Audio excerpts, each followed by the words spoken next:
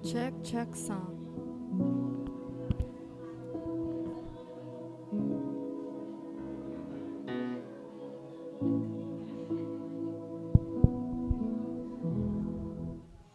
Good morning po sa bawat isa. Good morning po. Ready na po ba tayong mag-start sa ating Sunday celebration? Ayan, in-invite ko po kayong lahat na tumayo. At tayo ay sisimula na po sa ating service ngayong umaga. Sige po, let's pray. Heavenly Father, O God, we thank you for this wonderful day, Panginoon. Tunay nga, Lord God, na ang church na ito, Lord God, ay tinayo mo, Panginoon, sa iyong biyaya, Panginoon. Salamat, Lord God, dahil ang bawat isa, Lord God, sa simbahang ito, Panginoon, ay charito. Kami ay blessed and highly favored, O God. Patuloy po namin, Lord God, pinagpapasalamat, O Diyos, ang katagumpayan, Panginoon, ng service na ito mula sa opening prayer hanggang sa victory song, Panginoon, at hanggang sa aming pag-uwi, Panginoon. Salamat, Lord God, dahil kami ay protektado ng iyong pagmamahal, O Diyos. And thank you, O God, dahil sa umaga na ito ay patuloy po kami makakarinig ng iyong salita, Panginoon, at patuloy po kaming mafe-feel, O God, ng inyong love. Thank you, O God, sa mga taong tatayo sa harap na ito. At salamat, Lord God, dahil sila, Panginoon, ay iyong pinagpalan at pinaburan, Panginoon. Salamat, O Diyos, dahil sa iyo, Panginoon, lahat ng pangako mo, Panginoon, ay yes and amen, O God. Thank you, Jesus, dahil mahal mo, Panginoon, ang bawat isa. And we will continue to sing your songs, O God. Yun lamang, Panginoon, sabay-sabay po tayo magsabi ng Amen, Amen, at Amen.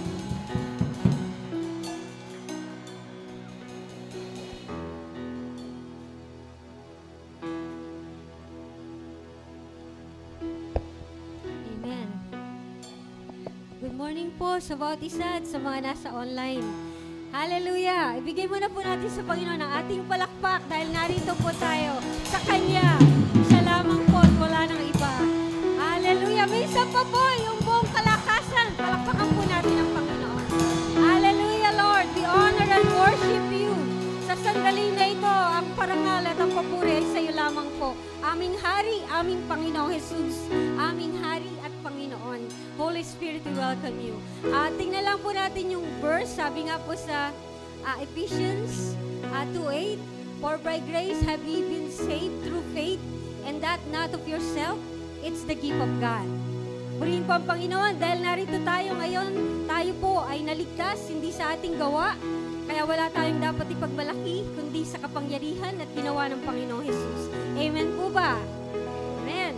Ang lahat daw po ay galing na sa Panginoon, ang ating hininga, ang ating lakas, ang ating buhay, pero may isang bagay na hindi galing at hindi niya ibinigay sa atin. Ang pagsamba po ay hindi niya ibinigay sa atin. Iyon ay tayo ang magbabalik sa Kanya. Ready na po ba tayo? Amen. Sige po. Hallelujah. Mighty God, the great I am, immovable rock, omnipotent, powerful, awesome Lord, victorious warrior, commanding King of kings, mighty conqueror, and the only time I ever saw him run. Till he ran to me, took me in his arms, held my head to his chest, said, my son's come home again, looked in my face, wiped the tears from my eyes, with forgiveness in his voice, he said, son, do you know I still love you? You caught me by surprise when God ran. And I left home, and you are broken his heart. I wonder if this could ever be the same. That one night, I remember his love for me. dusty road ahead I could see. It's the only time I ever saw him run. When he ran to me, he took me in his arms, set my hand to his chest, said, "My sons, come home again." Looked in my face, wiped the tears from my eyes, with forgiveness in his voice. He said, "Son, do you know I still love you?" He caught me by surprise and brought me to my knees and got rest.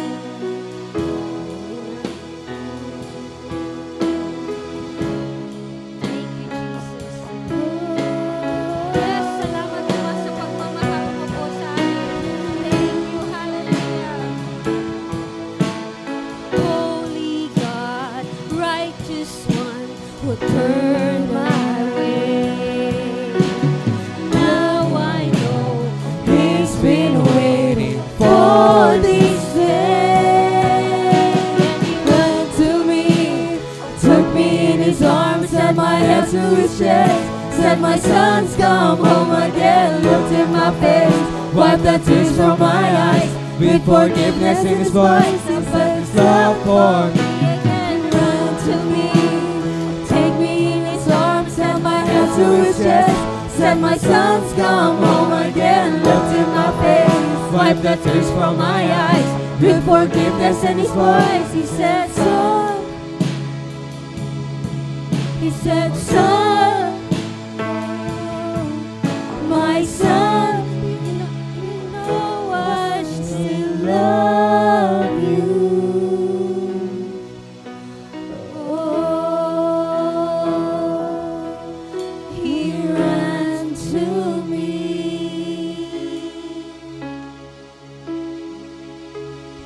When God ran. Hallelujah. Sige po, magsabi po tayo ng pasasalamat sa Panginoon. Hallelujah. Ang handog po na nais niya ay ang papuri ng pasasalamat. Hallelujah. Hallelujah. Hallelujah, Lord. Hindi namin kayang bayaran ang ginawa mo para sa amin. Ikaw ang nagtubos sa amin. Hallelujah. Hindi sa aming works, sama wala kaming magagawa para iligtas ang sarili namin. Ngunit kami ay niyakap mo, hinanap mo po kami. Hallelujah! Tinalikuran mo si Jesus dahil siya ay naging makasalanan. Ngunit kami, Panginoon, ay tumakbo ka upang kami ay iyong yakapin at patawarin. Hallelujah! Amang Diyos, aming kang pinaparangalan sa sandali na ito. Hallelujah, Lord!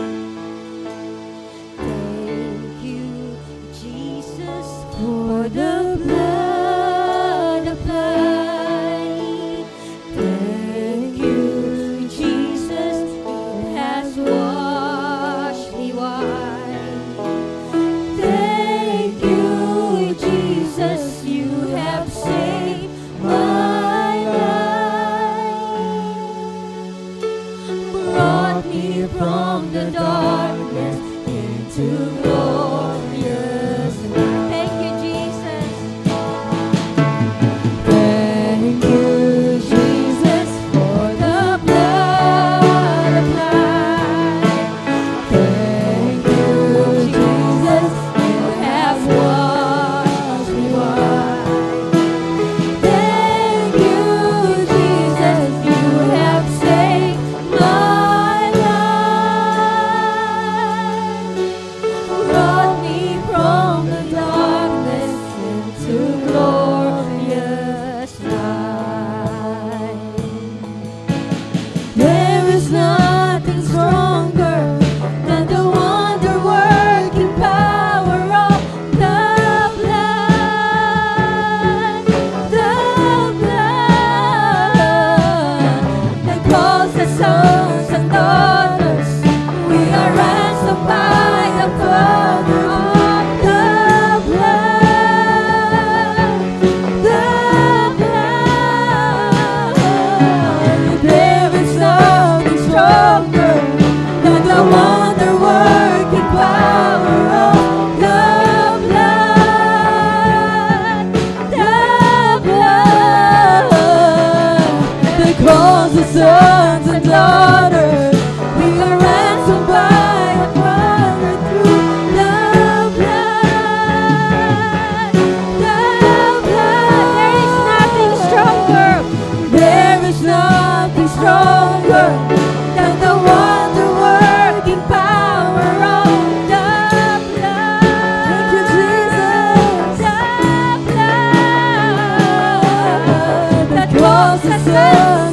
waters.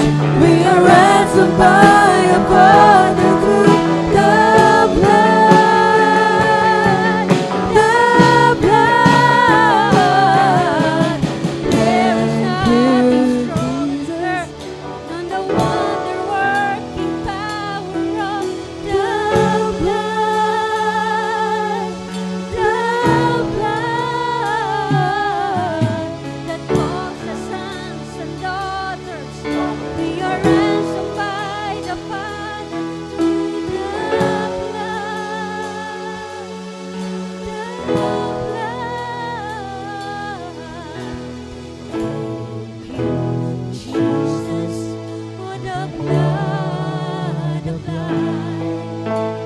thank you, Jesus. You have washed me white. Thank you, Jesus. You have saved my life. Brought me from the darkness to glorious light. Oh, glory. Glory to His name. Yes, Jesus Christ. Glory to His Name. Then to my heart was the blood of Lamb. Oh, glory to His name. Sabihin nga po natin na may pasasalamat. Glory to His name. Glory to His name. Oh, our King. Oh, There to my heart was the blood. and it was your blood, Lord. Oh, Glory to His minsan pa nga po. Amen. glory to His God the Father, God the Son, God the Holy Spirit. glory to His name. Oh, glory. Oh, There to my heart was the cross of minsan pa po. Let's give glory to God Almighty. Glory. glory to His name. You alone, oh God, deserve it. Glory to His Oh, name. Lord God. There to my heart was the blood of Lamb. Glory to His name. My chains are gone, I've been set free. My God, my Savior, has ransomed me.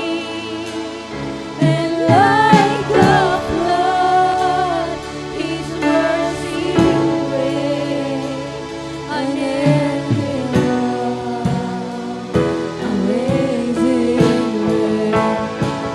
My chains are gone, We are I've free. been set free. Palaya na po My tayo. God, my Savior, has ransomed me, and like a flood, His mercy rained, unending love, amazing grace. Minsan pa po, i-declare My natin. chains are gone, I've been set free. Yes, amen.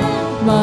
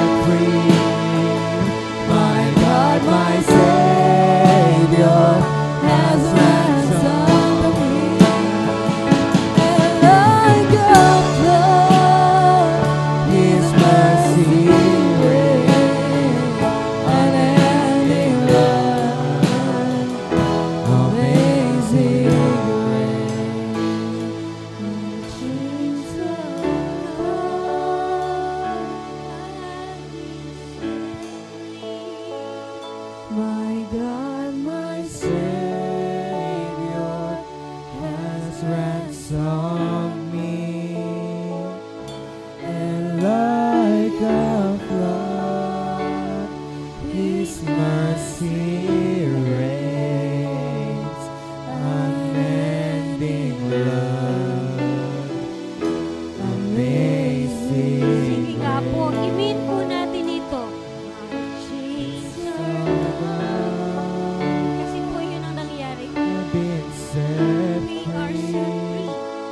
My God, my Savior has ransomed me, and like a flood, His mercy reigns, unending love,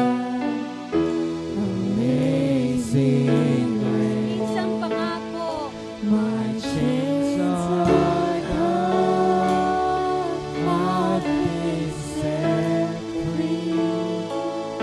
My God, my Savior has ransomed me, and like a flood, His mercy reigns, unending love, amazing grace, unending love, amazing unending love. grace, unending love. Yes, walang katapusan.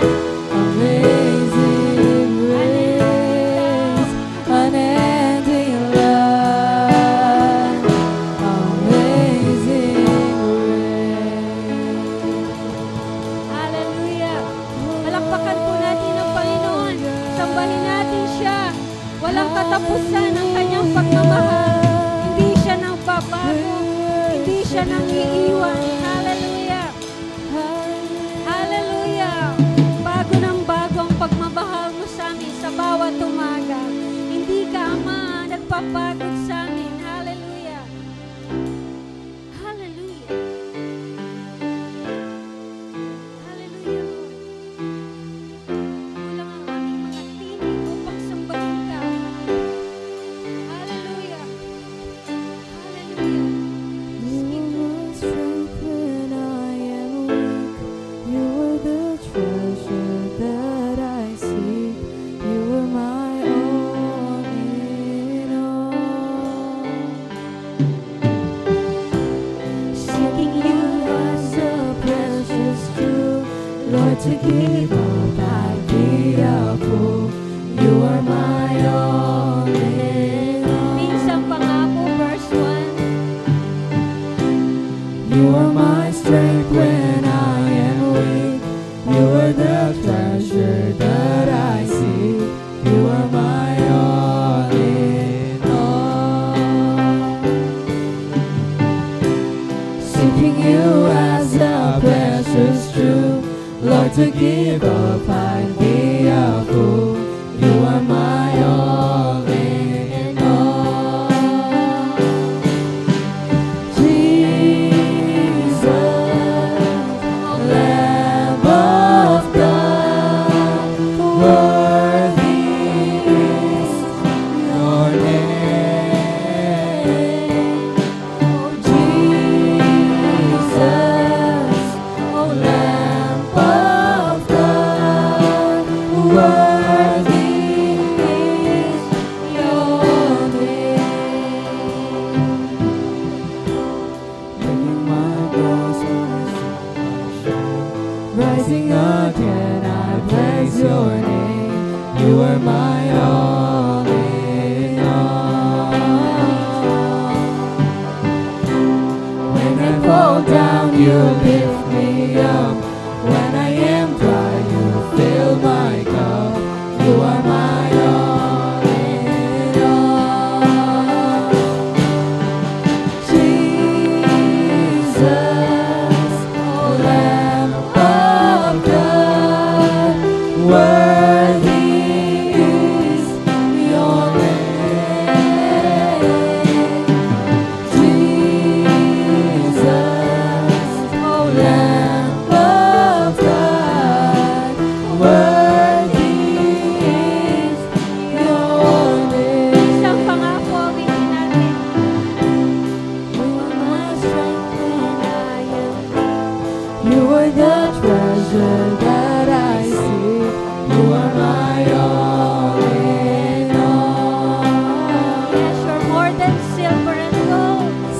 you as a precious stone.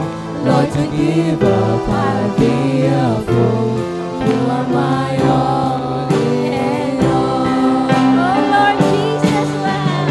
Jesus, We love you, Lord. Lamb of God, worthy is your name. Jesus, oh Lamb of God, worthy is your name. Taking my cross, my sin, my shame, rising again, I bless your name. You are my all in all. When I fall down, you pick me up. When I am dry, you fill my cup. You are my all Isang in pangako, taking all. my cross. Taking my sin, my cross, my shame, rising again, I bless your name. You are my all in all. Taking my cross.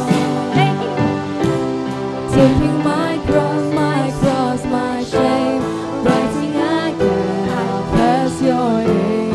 You are my all in all. In good times and bad times. When I fall down, you pick me up. When I am dry, you fill my cup. You are my all in all. Let's worship the Lord. Jesus, Thank you, Lord. Lamb of God, worthy is your name. Jesus, oh Lamb of God, worthy is your name. Jesus ang pangako, Jesus. Jesus, Lamb of God, worthy is your name. Jesus, Lamb of God, worthy is your name. Isang pa po. Oh Jesus, Lamb of God, worthy is your name.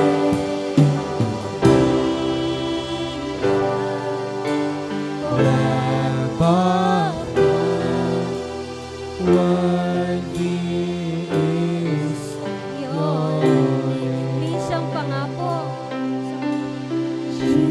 Jesus, Kasama ng mga anghel. Lamb of Kasama ng God, elders.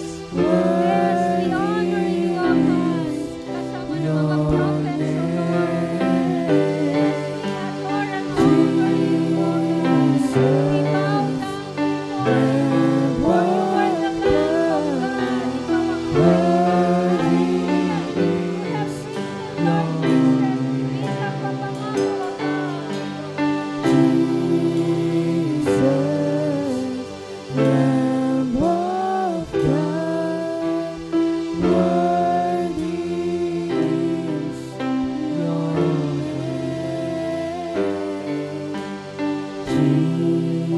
Jesus, Lamb of God, worthy is your name. Hallelujah. Hallelujah, Jesus. You are the peace that guards our heart. You are the shepherd of our soul. You're the great I am. You're Emmanuel, God with us. You're Jehovah Shammah. You're Jehovah Rapha. You're Jehovah Adonai. You're the great I am. You're the name above all names. And you deserve all the glory and honor. Hallelujah! Palakpakan niya po natin ang Panginoon.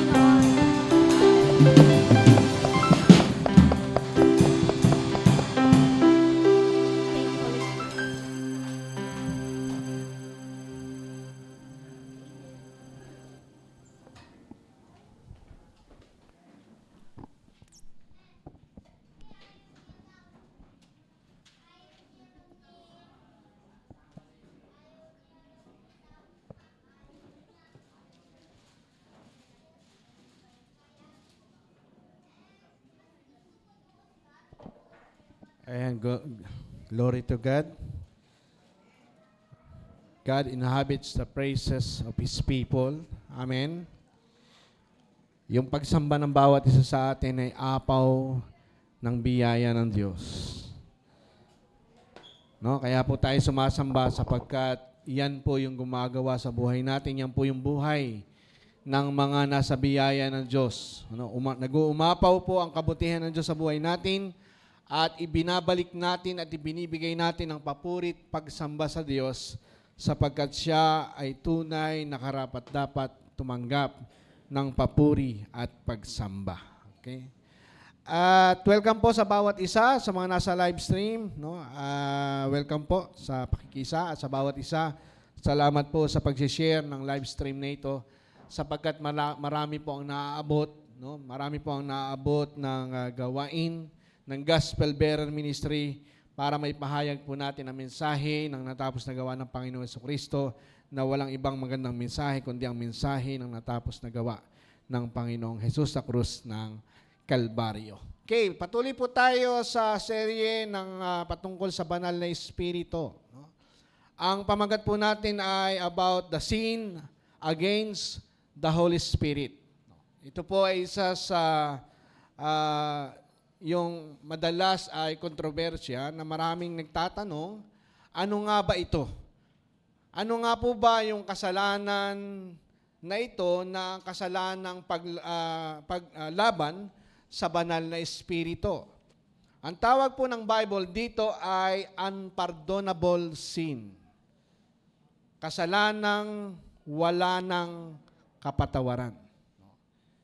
Maaring tinatanong natin, meron ba talagang kasalanang walang kapatawaran? At kung meron, ano nga ba ito? Kasi mahalaga na maintindihan po natin kung ano ang kasalanang na nagawa natin o magagawa natin laban sa banal na Espiritu, kasalanan na walang kapatawaran.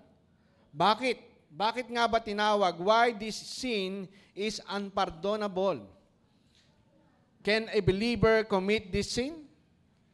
Yung mga mananampalataya ba ay magagawa na magkasala sa banal na Espiritu at ang kasalanang ito ay wala ng kapatawaran? Kaya ba ng mga mananampalataya? May mga pastor po na nagtuturo na ito ay magagawa ng isang tunay na Kristiyano. May mga, hindi naman po lahat, may mga pastor na nagsasabi na ito ay magagawa ng isang tunay na Kristiyano. Ginagamit po nila ito bilang pananakot sa Kristiyano na baka magawa nga nila ito. Ang tanong, totoo nga ba? Totoo nga ba na magagawa ng banal ng Kristiyano na magkasala sa banal na Espiritu? Ano nga ba ang turo ng Bible? Ano nga ba ang turo ng Biblia? How does the Bible explain about this? What is the unpardonable sin? Ano nga ba ang kasalanan walang kapatawaran? Maraming pong opinyon, maraming iba't ibang mga pastor ang tinatalakay ang patungkol dito. May mga pastor o simbahan na nagtuturo na ang kasalanang ito ay tumutukoy sa kasalanang nagawa ni Ananias at Sapphira doon po sa Acts chapter 5. Ano? Iyan po yung madalas na ginagamit na verses ng mga pastor na yung kasalanan ni Ananias sa Sapphira ay tumutukoy sa kasalanang walang kapatawaran. Kaya ginagamit po ito ng ibang pastor kapag binawasan mo ang iyong offering. Wala ka ng kapatawaran. Ginagamit po yon ng ibang mga pastor. No? Nakakatawa po ang ganitong turo. Ito ay isang malaking insulto sa natapos na gawa ng Panginoong Jesucristo sa krus ng Kalbaryo. Walang kaugnayan ang offering mo sa iyong kaligtasan. Tandaan natin, walang kinalaman ang offering mo sa iyong kaligtasan. Ang iyong kaligtasan ay dahil sa tinapos na gawa ng Panginoong Jesucristo sa krus ng Kalbaryo. Say amen. Bagamat ako po'y naniniwala, tayo po'y naniniwala na dapat tayo maging matapat sa ating pagkakaloob. Tama? At hindi dapat bawasan ang para sa Panginoon, pero hindi po ito ang tinutukoy ng kasalanang wala ng kapatawaran. Hindi po 'yon, no? Hindi po 'yon. Kung ito po ay tumutukoy sa kasalanang walang kapatawaran, baka wala na pong maligtas. Hello? Bakit? Minsan ba hindi niyo nabawasan yung binibigay niyo sa Panginoon? No? Dahil ito po ay nagagawa ng ilang mga Kristiyano, nagigipit. Minsan, di ba, nagigipit sa buhay. Kaya kung minsan may bibigay ka na sa Panginoon, hindi ka pa nagbibigay, gagawin mo pa lamang, humihingi ka na ng tawad sa Diyos, humihingi ka na ng sorry sa Diyos, kasi mababawasan mo eh. Lord, pasensya na, babawasan ko muna, hindi mo na ako magbibigay. No, may mga ganun, di ba? Pero kung ganun po yung kasalanang wala ng kapatawaran, baka wala pong maligtas. Kasi marami pong tao yung ganun. At naiintindihan po ng Panginoon yan. Kasi ang Diyos po ay maunawain. Kaya lang, yung mga taong ganito, hindi nila naiintindihan, nakakalimutan nila na sa susunod na buwan, meron na naman siyang pangangailangan. No? Meron na naman siyang pangangailangan. Pero, yun nga po ang problema. Next month, may bayarin na naman, kaya minsan talaga ay nauwi at hindi nila naibibigay para sa Panginoon. Sa makatuwid, hindi po ito yung kasalanan walang kapatawaran. Kasi kung ito yon, wala namang maliligtas. Pero sabi ng kaninang binasa natin, wala hong kinalaman sa offering yung ating kaligtasan. Ito po'y galing sa natapos na gawa ng Panginoong Hesukristo. Ano nga ba talaga ang kasalanang walang kapatawaran? Ito ba ay nasa Biblia? Nasa Biblia po. Ano po ang verse? Matthew 12:31 to 32.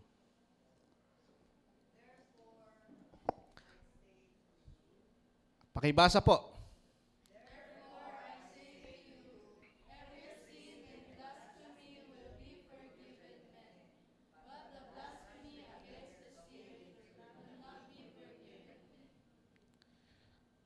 Anyone?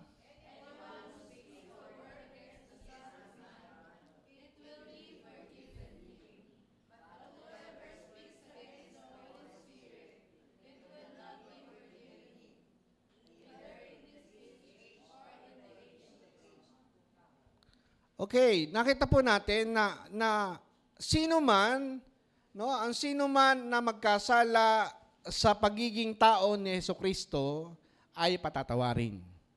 Pero ang sino mang magkasala sa pagiging Diyos ng banal na Espiritu ay hindi mapapatawad. Yan po yung pag-aaralan natin. No? Anyone who speak a word against the Son of Man will be forgiven. But anyone who speak against the Holy Spirit will not forgiven. Yun po yung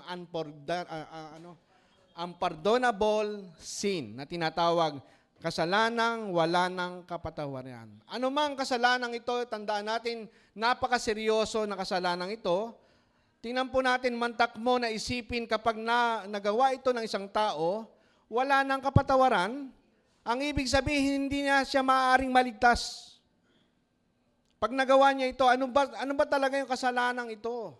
Whatever it is, sinasabi ko sa inyo, na ito'y napakaseryosong kasalanan. Ang tawag po ng Bible dito ay unforgivable and unpardonable sin.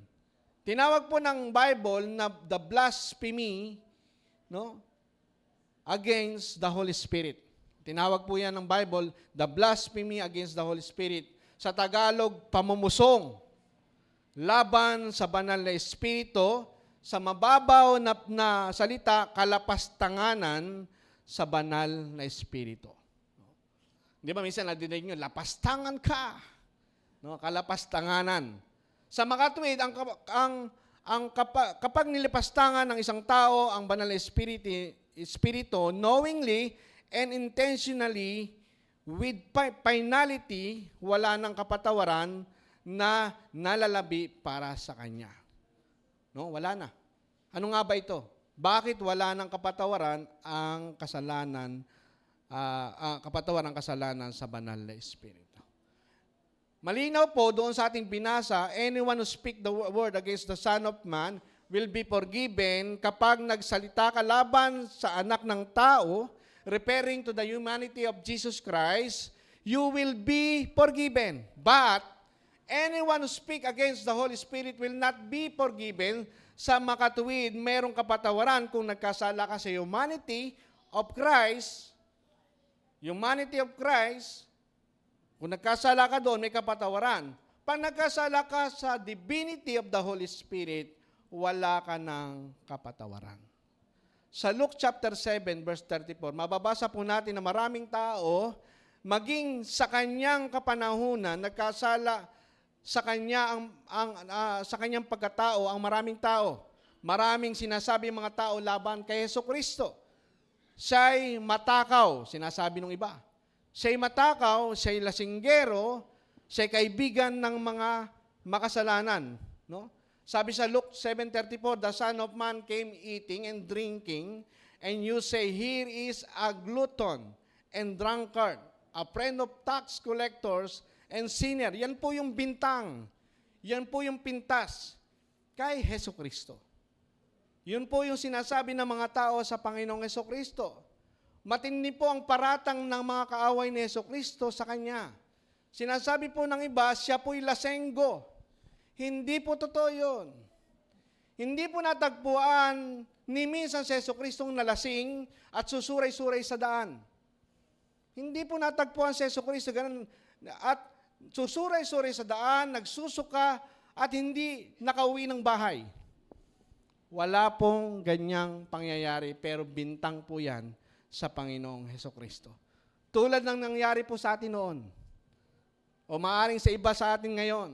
Noon, na narito ay nakikita natin yung ating nakaraan. Naalala po ba natin yung ating lumang pagkatao na ikaw ay malasing? Sino po sa inyo nakaranas na malasing? Hindi ka nakauwi ng bahay. Nakatulog ka na sa inuman. Yun, meron ganun po, no? Nung nakauwi ka, hindi pa sa bahay mo. No, miss? Pero salamat sa Diyos kasi binago tayo ng biyaya ng Diyos. Pero hindi po ganoon ang nangyari kay Jesucristo. Isa sa malinaw po na batas sa pagtuklas ng kahulugan ng banal na kasulatan ay ang pagkonsulta po natin sa konteksto nito. Mahalaga alam natin yung konteksto. Bakit nga ba sinabi na tinatawag na ito ay unpardonable sin? Bakit sinabing unpardonable sin yung kasalanan sa banal na espiritu? We believe po doon sa hermeneutics. Nung nakaraan, ginamit po natin yung hermeneutics, di po ba? Yung Old Testament in the light of the New Testament. Pero ngayon, ang gagamitin po natin, ang hermeneutics ay the science and arts which discover the meaning of the text. We do not give the meaning, no? We do not give meaning to the text, no? Di tayo nagbibigay ng meaning to the text. We discover the meaning in the text. We pull it out because Scripture interpret itself. Scripture interpret itself. Siya mismo ang nag-i-interpret.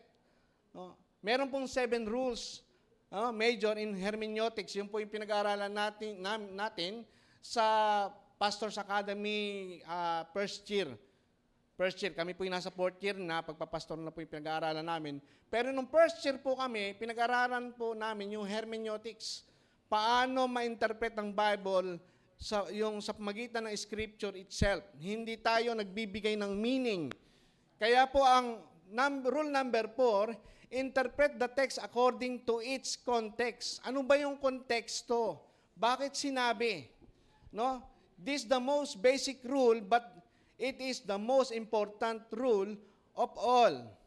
Kung merong 7 rule, di ba merong 7 rules ng hermeneutics, ang tinutukoy po na interpret the text according to its context ay number 4. Kasi may unang 3 at mayroong huling 3, intentionally and purposely, inilagay po ito sa number 4 sapagkat gamitin mo man ang unang 3 at gamitin mo man ang huling 3, hindi pwedeng hindi gagamitin ang 4. Sapagkat ang rule number 4 is extremely important. Napakahalaga. Ano yung sinasabi? Kasi may marami po ngayon, nagpapahayag ng salita ng Diyos. Sasabihin sa iyo, ang magtiis hanggang wakas ay siyang maliligtas. Kaya magtiis ka. Hindi nila alam, ang konteksto nito ay yung mga naiwan. Natapos na yung rapture. Pero marami pong pastor ang gumagamit out of context. Kaya po marami ang nabubudol. Kailangan nating konsultahin ang konteksto. Kailan ba ito sinabi ni Jesucristo? Ang kasalanang laban sa banal na espiritu? Ay kailan ba ito sinabi at wala na ba talagang kapatawaran? We need to look at the context. We need to look up the story when Jesus spoke this very serious word, the unpardonable sin. Tingnan natin yung konteksto. No? Sa Matthew 12:22 hanggang sa mga susunod, ito ang istorya, dito ninyo mababasa yung nangyari bago ang controversial na verse 31-32. Hindi pwedeng kunin ang konteksto, labas sa konteksto. Tingnan natin, ano ba yung nauna? Bago 31 and 32, ano ba yung nauna? Bakit nasabi na ang pagkakasala sa banal na espiritu ay hindi na mapapatawan? Ano ang tagpo? Ano nangyari? Sino ang mga tauhan sa istorya? Ano ang nangyari sa istorya? Ano ang mga nag-trigger? Bakit sinabi ni Jesucristo na wala ng kapatawaran ng kasalanan sa Espiritu Santo? Ano nga ba? Tingnan po natin. Matthew 12:22 to 24. Then they brought him, referring to Jesus, a demon-possessed man who was blind and mute, and Jesus healed him, so that they could both talk and see. No? Hindi sila makapagsalita at hindi nakakakita. All the people were astonished and said, "Could this be the son of David?" Ibig sabihin po ng the son of David is the Messiah. But when the Pharisees heard this, they said, "It is only by Beelzebub, the prince of demons, that this fellow," referring to Christ, "drive out demon." Tingnan po natin, ano po ang paratang? No?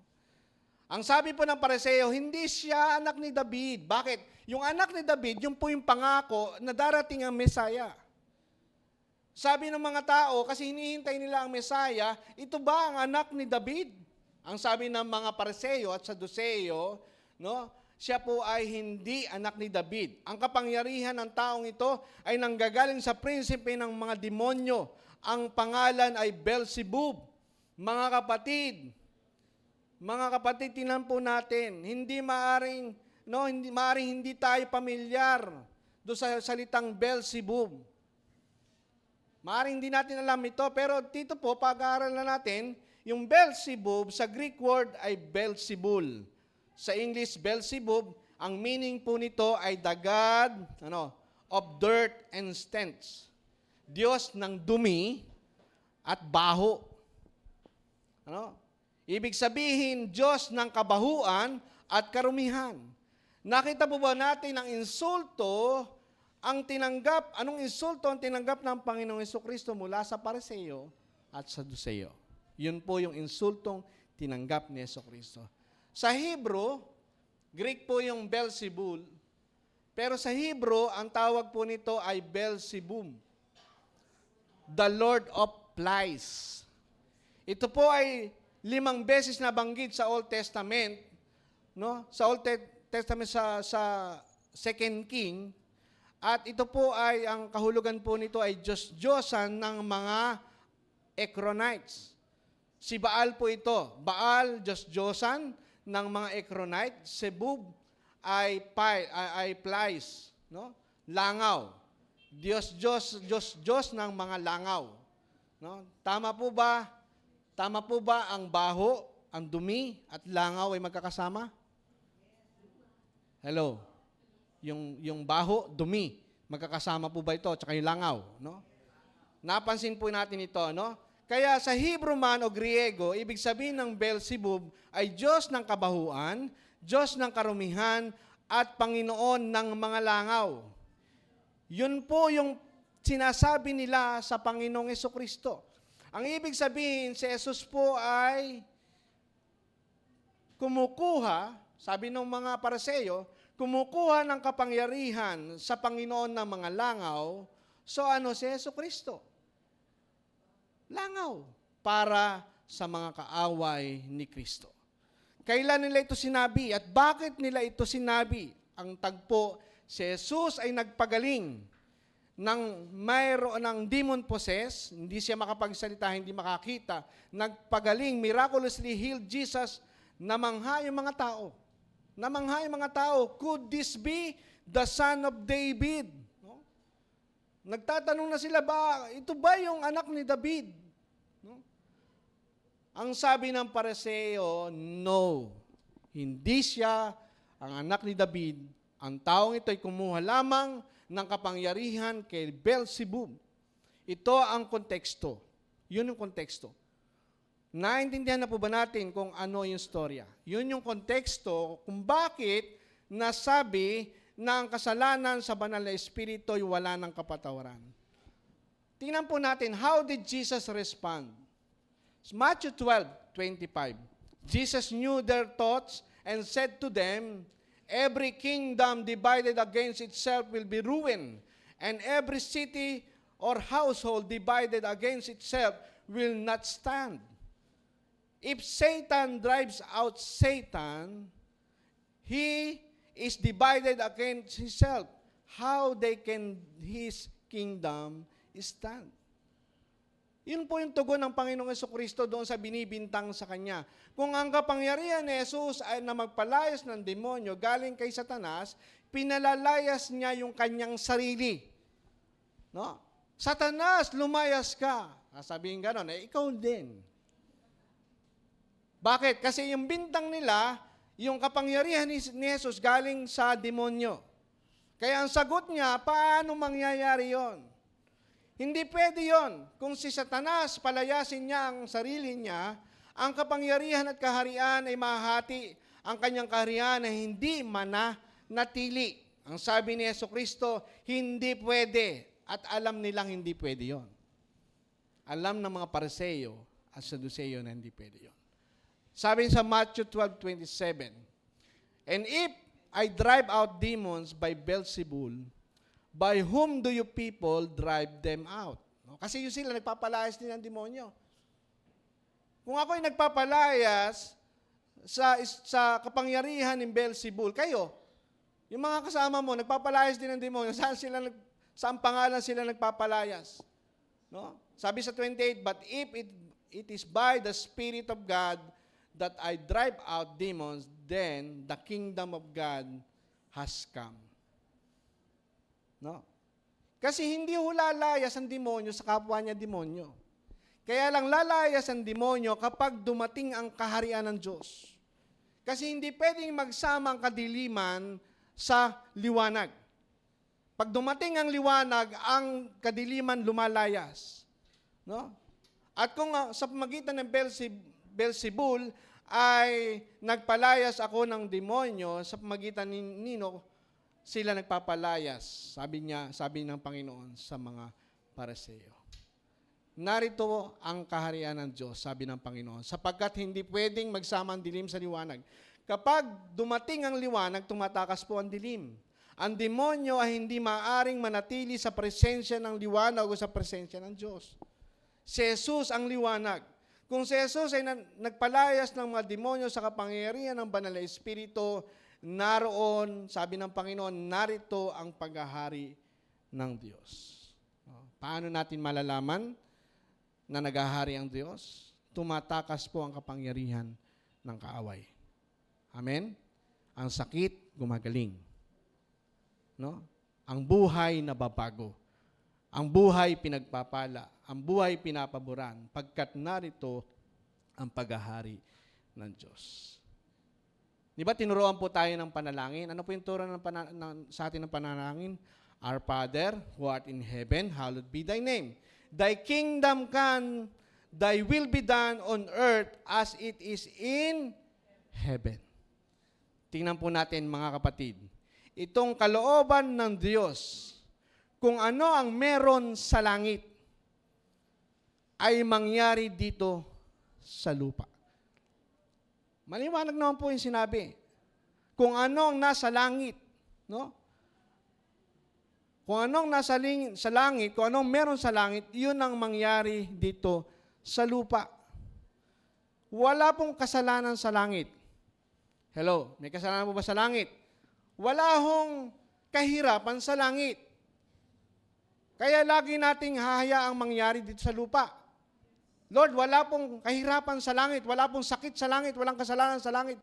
Kaya ako ay naniniwala, hindi ako, wala akong karamdaman, ako'y malakas, ako'y malusog. No? Hello? Kung ano ang meron sa langit mangyari dito sa lupa. Kung sakaling by chance, magtangka po ang kaaway sa iyong buhay, no? Angkinin lang po natin ang sinabi ng Panginoon kung ano ang meron sa langit ay mangyari dito sa lupa. Meron po bang sakit sa langit? Wala. Walang kasalanan.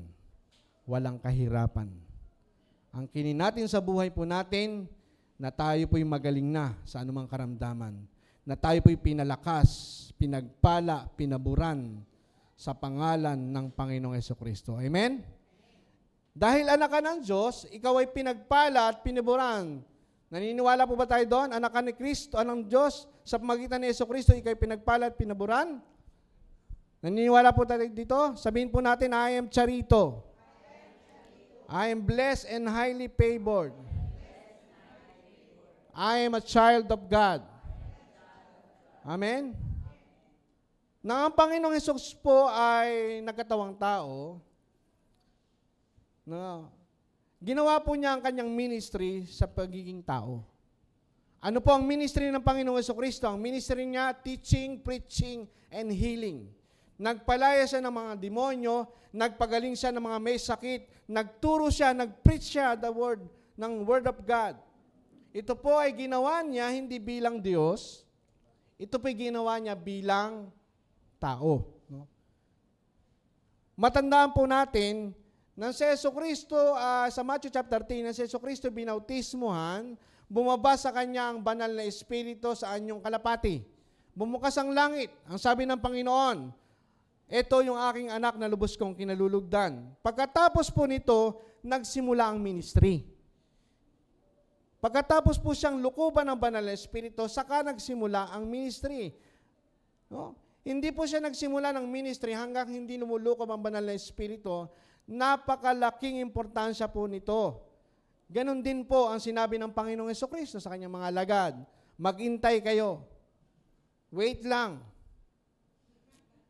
Hintayin nyo ang pagbaba ng banal na Espiritu na dadating sa iyo ilang araw mula ngayon. Inintay nila. Pagkatapos dumating ng banal na Espiritu, lumukob ito sa kanila, binigyan sila ng kapangyarihan.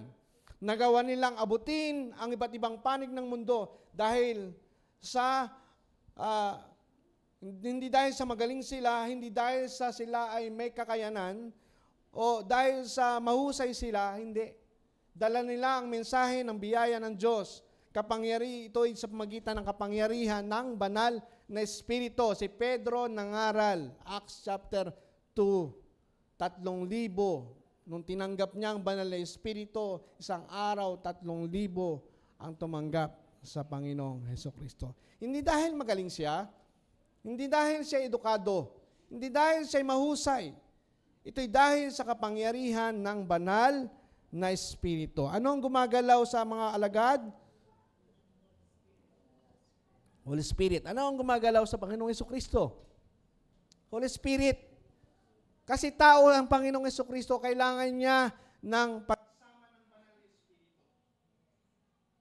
Sinabi po ni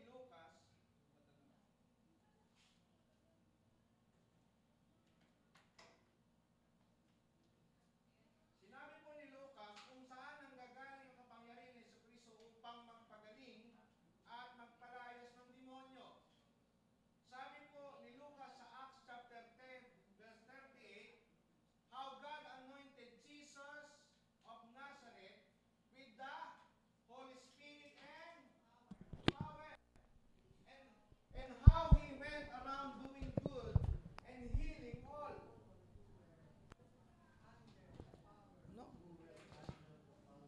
healing all.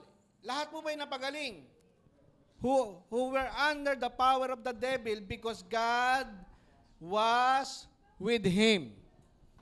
No? Malinaw po, no? Dahil sa kapangyarihan ng Banal na Espiritu.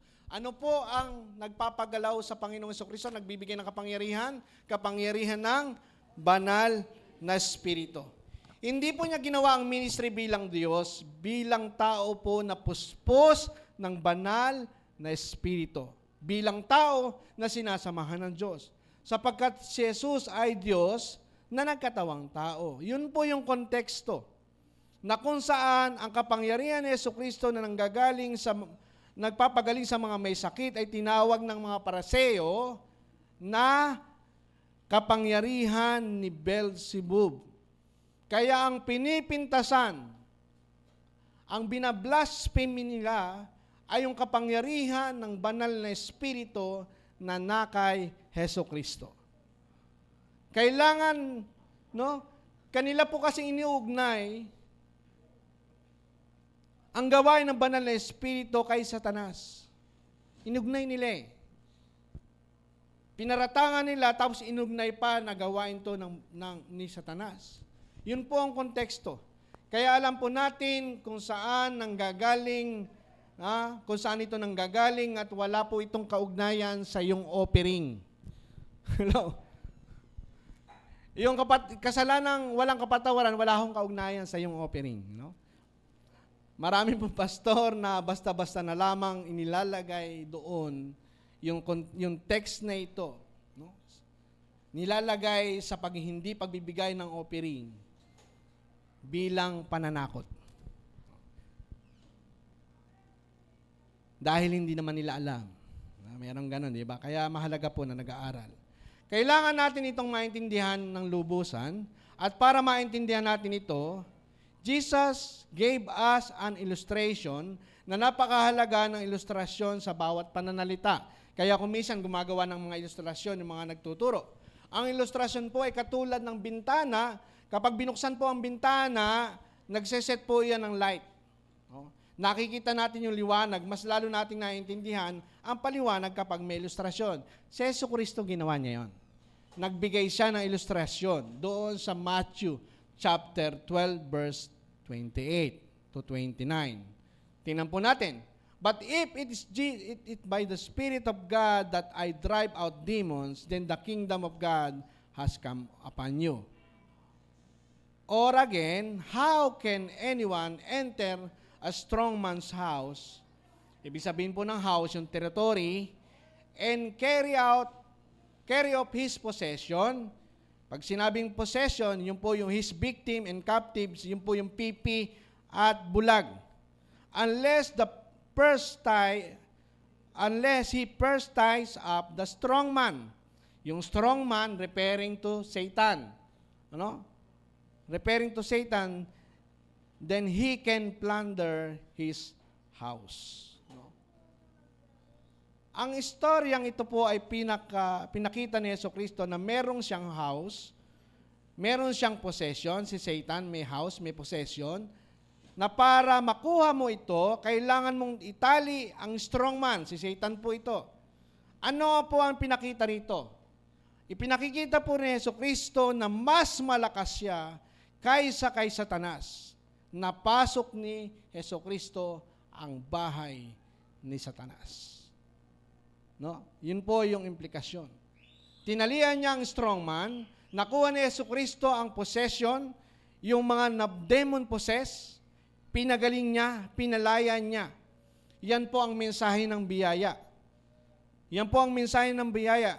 Ito pong kinukuha ang mga posesyon ng kaaway, dinadala natin sa kaharian ng Diyos. No? Mga nailigtas na buhay, na bago ang buhay, pinalaya na buo ang pamilya. Pinalaya dahil sa kapangyarihan ng tinapos na gawa ng Panginoong Hesukristo. Yan po yung ginagawa natin. Nag-share tayo ng gospel sapagkat ang Espiritu ni Kristo na nasa atin ay katulad ng nasa atin. Siya rin po ay pinapasok natin ang mga tahanan ng kaaway, yung mga tinatawag na possession ng kaaway. Bakit po natin sinasabi ito? Di naman tayo nagmamalaki. Ang sabi po ng Panginoon, the works that I do, you can do also. Kung napasok ni Jesucristo ang kuta ng kaaway, mapapasok din po natin ang kuta ng kaaway. Naniniwala po ba tayo doon? Nang si Jesus po umakyat sa langit, ang sabi niya sa Ama, bumaba ang banal na Espiritu. Tama? Umakyat ng Panginoon Jesus sa langit, bumaba ang banal na Espiritu. Ang banal na Espiritu ay nanahan kanino? Sa atin, sa ating born again spirit.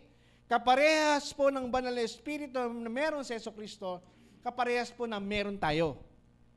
No? Kaparehas po na meron tayo. Kaya, kung ano nagawa ni Jesucristo, sa kapangyarihan ng banal na Espiritu, maniwala po tayo, magagawa po natin sa kapangyarihan ng banal na Espiritu na nanahan sa atin. Amen po ba? Pasukin po natin ang bahay ng strongman. Itali po natin ang strongman sa pangalan ng Panginoong Jesucristo. Kunin natin ang kanilang ari-arian. Kunin natin yung mga kabataan. Kunin natin yung mga katandaan, yung mga kalalakihan, yung mga kababaihan na biktima ng kasalanan. Biktima ng mga bisyo. Walang hindi kayang baguhin po ang biyaya ng Diyos. Walang hindi kayang baguhin ng biyaya ng Diyos. Walang hindi kayang palayain ng kapangyarihan ng Diyos. Amen? Kung ano po ang meron tayong Espiritu, ang banal na Espiritu na nasa Panginoong Jesucristo, ganun din po tayo. Sino po sa inyo ang pinalaya ng Panginoon? Lahat tayo pinalaya ng Panginoon. No? Palakpakan po natin ang Panginoon. Pasalamatan po natin ang Panginoon. Okay. Matthew 12:30. Yan. Whoever is not with me, no, is against me. And whoever does not gather with me is scattered. Ano po yung ibig sabihin ng verse na ito? Naniniwala po ba tayo na bago mag-verse 30 ay verse 29? Bago mag-verse 30 ay 29? Naniniwala po ba tayo doon? Parang iba, hindi naniniwala. Kung hindi ka naniniwala sa simpleng bagay na ito, paano mo paniniwalaan yung blasphemy of the Holy Spirit?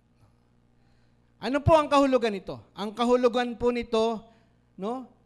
Ang kahulugan po nito ay, ang ibig sabihin, no neutral ground.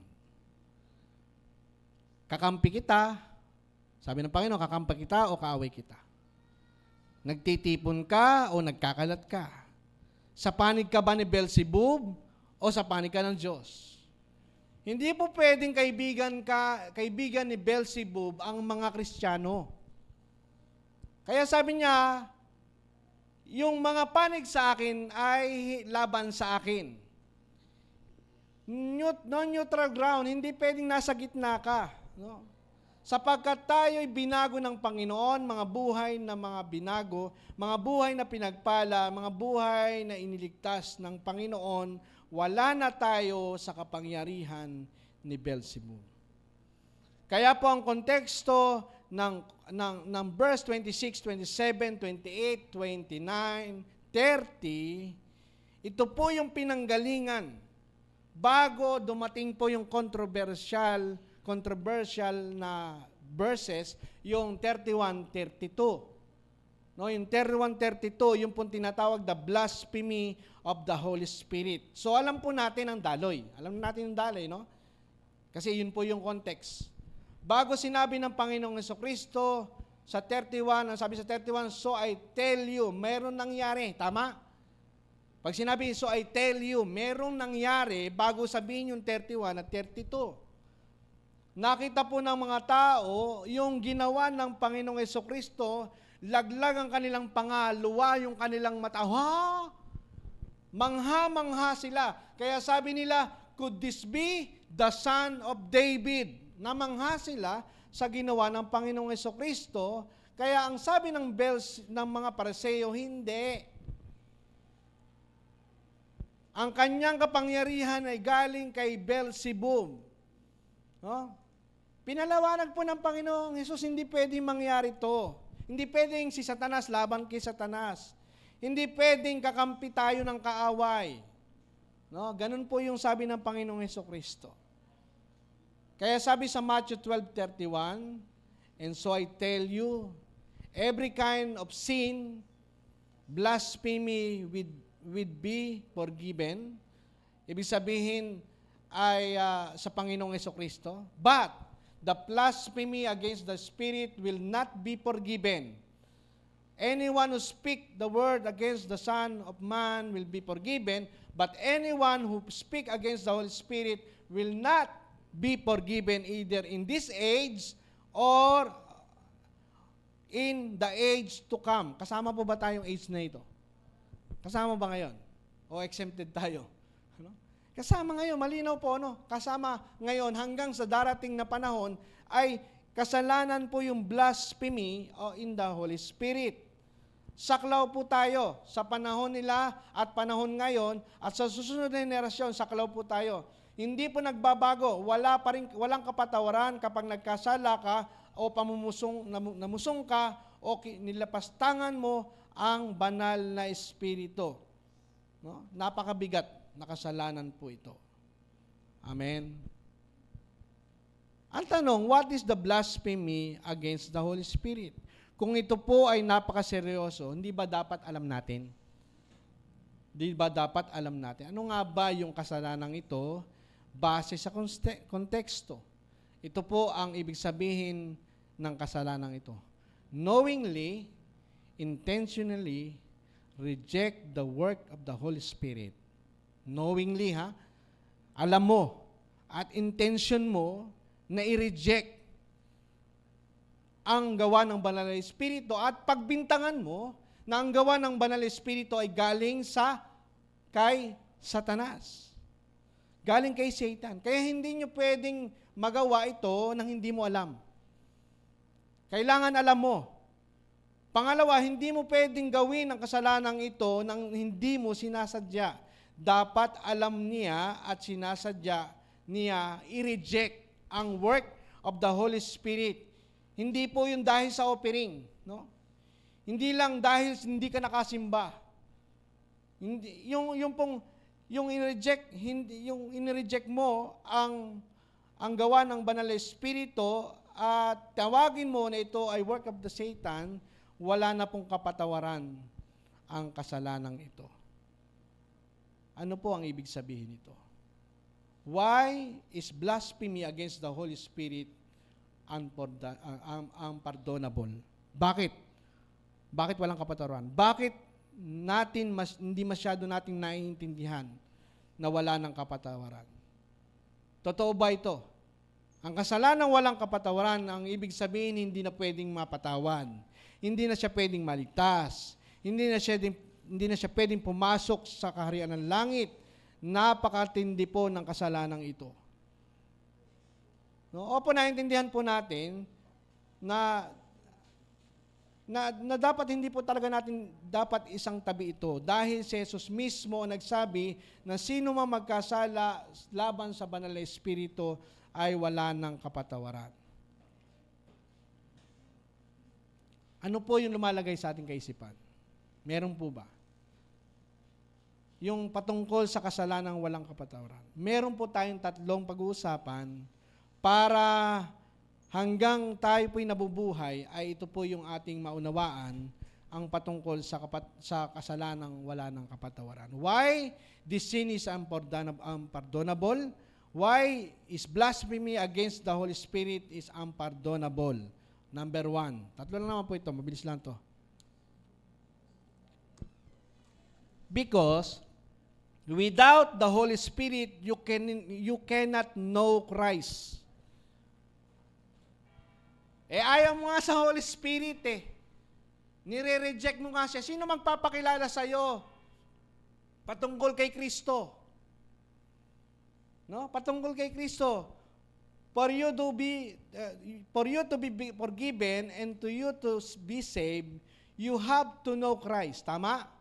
Para mapatawad ka, para maligtas ka, kailangan mo makilala si Kristo. And without the Holy Spirit, rejecting the Holy Spirit intentionally, knowingly, there is no way you can know Christ. No?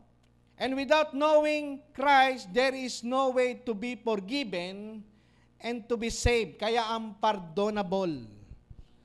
Sino magpapardon sa'yo? Hindi mo nga kilala yung nagpardon sa'yo dahil inireject mo yung tagapagpakilala. Dahil si Jesucristo lang ang tagapagligtas.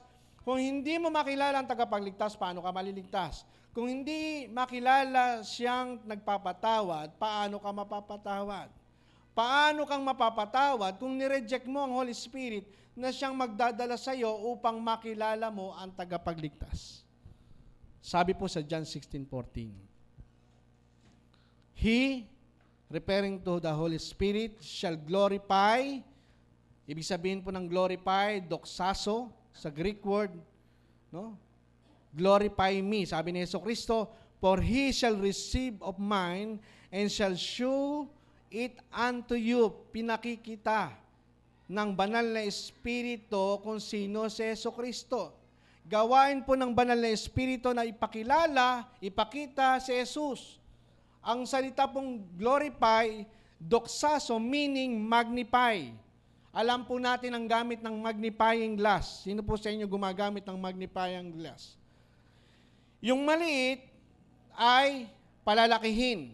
Yung malaki, mas lalong palakihin. Tama? Ganon po ang trabaho ng Holy Spirit. Palakihin si Kristo sa atin, makita natin ang sobrang laki na wala nang ibang tagapagligtas. Si Kristo lamang ang tagapagligtas. Sobrang laki hanggang matakpan na yung ating mga mata na wala na po tayong makikita kundi si Kristo lang ang tagapagligtas. Yun yung trabaho ng banal na Espiritu. Palakihin, ipakilala, ipakita kung sino si Jesucristo. Nireject mo nga. No? Nireject mo sino magpapakilala? Trabaho po ng Holy Spirit yan, na palakihin at ipakita si Jesucristo, wala nang iba, kundi si Kristo lamang ang dapat makita na siya lamang ang tagapagligtas. No? Walang ibang pangalan na binigay ng Diyos na sukat ikaligtas ng tao, kundi ang tanging pangalan lamang ni Jesucristo. Sino nagpapakilala kay Jesucristo? Ang banal na Espiritu. Walang ibang tagapagligtas. Sinabi ni Jesus, ako ang pintuan, ang sino man pumasok sa akin ay maligtas. Ako ang daan at ang buhay at ang katotohanan sapagkat walang ibang Jesus. No? Walang ibang Jesus. Paano mo makikita si Jesus ng ganito kalaki?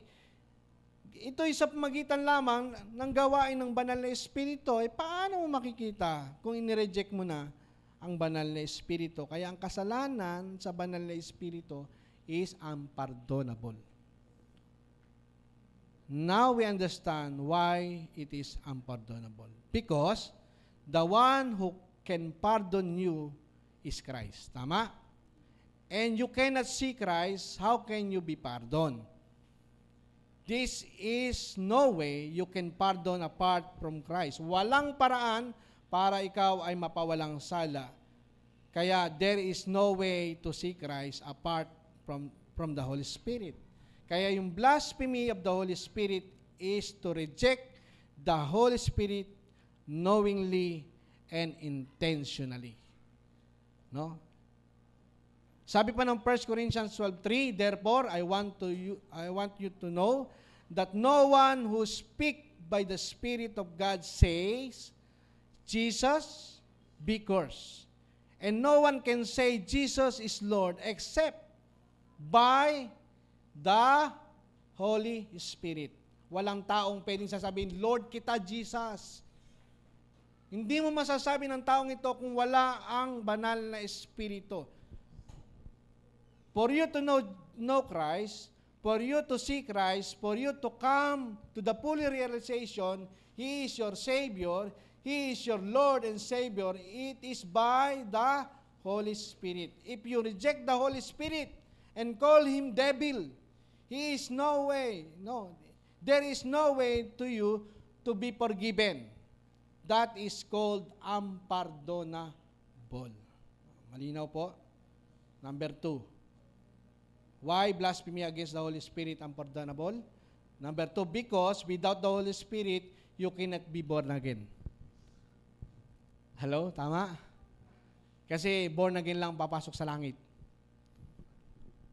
Patay ang espiritu, hindi pwede pumasok sa langit. Kailangan mabuhay ang espiritu. Kailangan ma-born again para makapasok sa langit. Unless they are born again, you cannot see the kingdom of God. If you reject the Holy Spirit that who can make you born again, how can you be saved? How can you be saved? How can make heaven your final home? Paano mangyayari yon? Sabi po ng John 3:6, flesh give birth to flesh, but the Spirit give birth to spirit. You should not be surprised in my saying, you must be born again. Ang nagbo-born again po sa atin, tandaan po natin, hindi pastor, hindi ho simbahan. Ang nagbo-born again sa atin ay ang banal na Espiritu. Mantak po nating isipin. Kung ini-reject mo ang Holy Spirit, paano ka ma-born again? Hindi ka ma-born again kung nire-reject mo ang Holy Spirit, dahil ang Holy Spirit ang magbo-born again sa iyong patay na espiritu. Paano ka mapunta sa langit? No? Kaya sabi po ng Bible, you must be born again. Sa ating binasa, you must be born again. It is imperative, hindi po ito option. Kailangang mangyari. Unless they are born again, you cannot see the kingdom of God. Unless they are born again, you cannot enter to the kingdom of God. You cannot be born again apart the Holy Spirit. If you reject the Holy Spirit, it is unpardonable because you cannot be born again without the Holy Spirit. Malinaw po? Amen po ba? Pangatlo.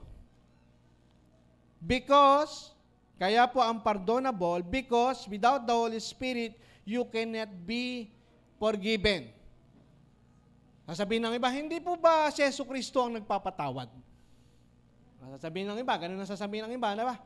Hindi ba si Jesucristo nagpapatawad? Paano sinabing dahil hindi mo kinilala ang Holy Spirit ay hindi ka mapapatawad? Tama.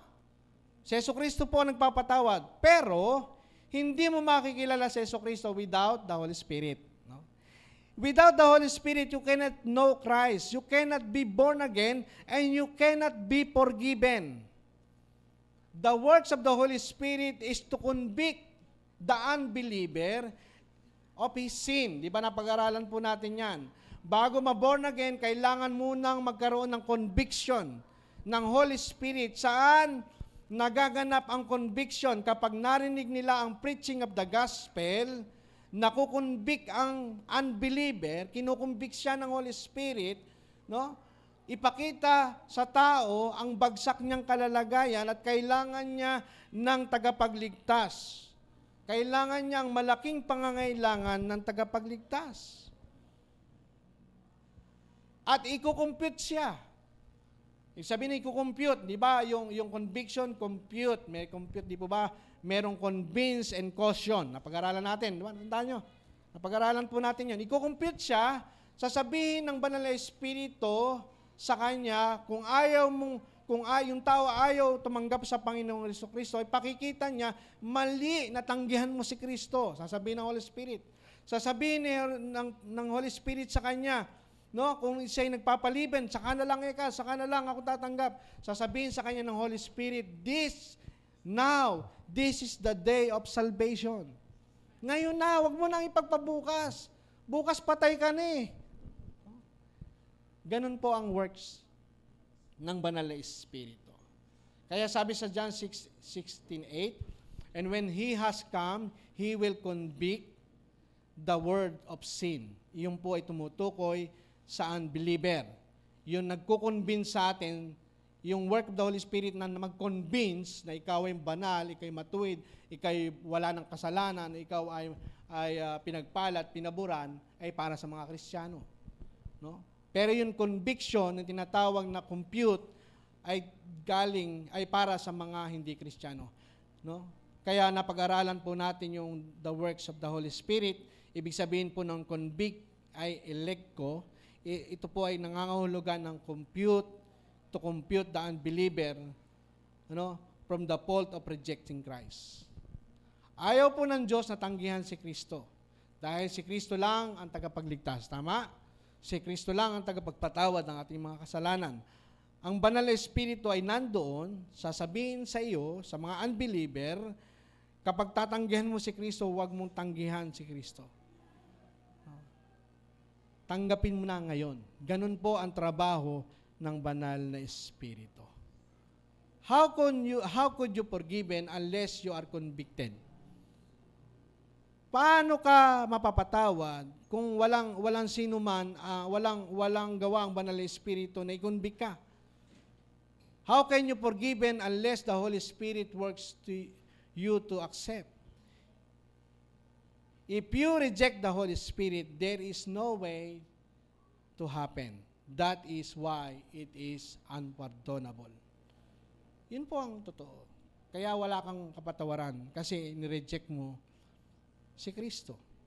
Dahil walang nagpakilala sa iyo, walang nag-compute sa iyo, walang nagpaalala sa iyo. Now na. Wag na bukas, now na. Walang manggaganon sa iyo kasi nireject mo nga eh. No? Kaya po ang blasphemy of the Holy Spirit is unpardonable. Ang tanong, who can commit the unpardonable sin? Sino nga ba?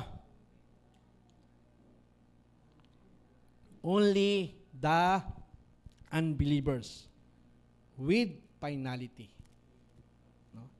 Hindi po ito isang desisyon. Yan po ay isang final na desisyon. Final. Yung isang tao, final na. No? Kaya tatanong natin, is that your final answer? Sa totoo lang, may mga tao po na tumatanggap na hindi ayaw tumanggap. Tama? May mga taong ayaw tumanggap, pero sa bandang huli, tumatanggap din. No? Kaya hindi po natin pwedeng sabihin kung tumanggi sa iyo ngayon ay wala ka ng kapatawaran. Huwag po tayong magkondena, huwag tayong mangusga. Kasi hindi po yan grace. Hanggat meron pong lumalabas sa butas ng ilong, humihinga, buhay pa, merong hangin sa dalawang butas ng ilong, walang hindi kayang iligtas ng biyaya ng Diyos. Amen po ba? Walang taong hindi kayang iligtas ng Diyos. Yung ang magnanakaw sa krus di po ba, sabi niya, yung magnanakaw sa krus sa kanan ng Panginoong Hesukristo, ginugol po niya yung buo niyang pagkatao, yung buo niyang buhay, ginugol niya sa paggawa ng masama. Pero nung siya'y nakapako sa krus, sinabi niya, Panginoon, alalahanin mo naman ako pagdating niyo sa inyong kaharian. Sabi ng Panginoon, ngayon din, sasama kita sa aking paraiso. Tandaan po natin, walang hindi kayang iligtas ang biyaya ng Diyos. Kaya po napakahalaga po ng salitang finality. Ang ibig sabihin, yun ang kanyang final answer. Bago siya mamatay, yun ang wala ng kapatawaran. Ang final decision niya, I do not want to accept Christ, period. I want to go to hell, period. Yun po yung kanyang final answer. Paano ito maliligtas na siya mismo tumanggi sa kaligtasan? Tumanggi sa gawa ng banal na Espiritu, ayaw niyang maniwala at sinasabi niyang gawa ito ng dyablo. Hindi siya mapapatawad hanggang hindi dumarating sa tao yung with finality, huwag kang mawawala ng pag-asa. Kayang iligtas ng Panginoon ang lahat ng sinumang lumalapit sa Panginoon. Say amen. Amen. Okay, life application. Life application, always give the people the opportunity to accept Christ. No? Lagi natin bigyan ng pagkakataon na matanggap nila ang Panginoong Hesukristo sa kanilang buhay. Kaya madalas meron tayong prayer of acceptance. Kahapon meron pong dedication. May prayer of acceptance. Baka sakali sa buhay nila, sa puso nila, mabuksan na yung puso nila. Hindi natin alam yun eh. Kung sino ang totoong tatanggap, pero ang banal na Espiritu kumikilos sa gumagalaw sa kanilang buhay. Gamitin po natin ang lahat ng pagkakataon na matanggap nila ang kaligtasan sa pamagitan ng biyaya ng Diyos. Ibahagi natin ito sa lahat. No, ibahagi natin ang mabuting balita. Kapag may nakausap po tayo, sabihin natin, pamalita natin na mayroong tagapagligtas. Kaya nga sabi ng Hebrews 3:7, so as the Holy Spirit say, today, if you hear His voice, do not harden your heart. Wala nang pinakamahalagang bagay sa buhay ng isang tao ang maligtas. Magkaroon ng buhay na walang hanggan. Sabi ng Panginoon, makantan mo man ang kayamanan ng buong sanglibutan kung ang iyong kaluluwa ay mapapahamak, lugi ka. Lugi. No? Yung kayamanan mo, sabi nga ni Tito Pedi, ang makikinabang ay yung manugang. Makuha mo man ang kislap ng mga bituin, makuha mo man ang sinag ng araw, palakpak ng mga na nakakalunod, kayamanan, no? Kayamanan, napakahalaga, mapakaraming kayamanan. Paghanga ng mga tao, lahat ng 'yan, no? Pag namatay ka na wala kang kaligtasan, hiwalay sa Diyos, lugi ka. Baliwala ang lahat ng ito. Dahil ang tunay na kayamanan ay hindi sa kayamanan ng mundo, ang tunay na kayamanan ng makilala sa Panginoong Jesucristo sa iyong buhay bilang Panginoon at sariling tagapagligtas. Sabi po ng 2 Corinthians 6:2, behold, now is the acceptable time, behold, now is the day of salvation. Kung hindi mo pa tinatanggap si Kristo sa buhay mo, ngayon ang araw ng kaligtasan. Not tomorrow, ngayon na. No? Hindi natin alam ang buhay po natin kung hanggang kailan. Tanggapin natin si Kristo and be saved. Not tomorrow. Huwag mong ipagpaliban. Because salvation made easy. Diba, napag-aralan natin, salvation made easy. Madali lang, no? Pinadali ng Panginoon, pinahirap ng relihiyon, pero sabi ng Bible, salvation made easy. No? Accept the Lord Jesus Christ in your heart. No? Before you do that, you have to admit that you are sinner. Kailangan mong tanggapin na ikaw'y makasalanan kasi kailangan mong kilalanin na mayroong tagapagligtas na si Jesucristo. Letter B, believe that the Lord Jesus Christ. Maniwala ka sa Panginoong Jesucristo. Pangatlo, confess with your mouth. Sabihin mo sa iyong puso, kung ano laman ng puso, siyang bukang bibig. No? Kung ikaw ay nagpapahayag sa iyong puso, maliligtas ka. Letter D ay, sabi doon, decide now. No? Maybe tomorrow may be too late. No? Kaya nga, kailangan nating tanggapin si Kristo. Bakit? Kasi sa Proverbs 7:27 verse 1, never boast about tomorrow. You do not know what will happen between now and then. Between now and tomorrow. Kaya wag nating sabihin, bukas na lang. Hindi natin alam ang bukas. Now is the time of salvation. Ang tanong, can a true believer commit the unpardonable sin? No. There is, no? The answer po ay no. No? Bakit no? Basta no. Because a true believer has done the opposite. Yung kanina, unbeliever, ano ginawa niya? Pero ito, ginawa ng believer ang opposite, knowingly and intentionally accept the works of the Holy Spirit and call it work as work of God. Amen? Kaya hindi ho tayo yun. Yung mga taong nagsasabing ang gawa ng Banal na Espiritu ay gawa ng dyablo, yun po yung unpardonable sin. Pero tayo, inaccept natin, tanggap natin, pinaniniwalaan natin wholeheartedly na ang gawa ng Banal na Espiritu sa buhay natin ay gawa ng Diyos sa buhay natin. Amen po ba? A true believer cannot and will never commit the unpardonable sin because all our sins have been pardoned. Amen po ba? Has been pardoned. Naniniwala po ba tayo ito? Lahat nating mga kasalanan ay pinatawad na ng Panginoon? Okay, the big idea. What is the big idea? The big idea is, in Christ, all my sins have been forgiven. Palakpakan po natin ang Panginoon. Tayo po'y manalangin. Dakilang Diyos na makapangyarihan sa lahat, maraming salamat sapagkat binigyan nyo kami ng banal na Espiritu na siyang nagbigay sa amin ng pananampalataya. Ng pananampalataya mo, Panginoon Jesucristo, inilagay ng banal na Espiritu sa amin. At nakilala namin kayo bilang Panginoon na sariling tagapagligtas. Salamat po sapagkat ikaw ang Diyos na nagpaunawa sa amin na hindi kami nagkakasala ng kasalanang walang kapatawaran sa banal na Espiritu sapagkat ang banal na Espiritu mismo ay nananahan sa amin. Salamat po, Panginoon, sa kalinawan ng iyong salita. Hindi po ka nabubuo sa aming kaisipan, sa aming damdamin ng pagkatakot, kundi nabuo na sa aming kaisipan at aming mga puso ang pasasalamat sapagkat inalis mo kami sa kasalanang walang kapatawaran. Kami po'y pinatawad mo na, nilinis mo na, kami po'y matwid at banal sa iyong harapan dahil sa iyong natapos na gawa, dahil sa iyong biyaya, dahil sa iyong tinapos na gawa sa krus ng Kalbaryo. Kami po'y banal, matuwid sa iyong harapan at lahat ng aming mga kasalanan ay pinatawad mo na. Salamat po, Diyos. Tunay po sa iyo ang papuri, pagdakila, paglalat sa tayong pangalan ni Jesus. Amen.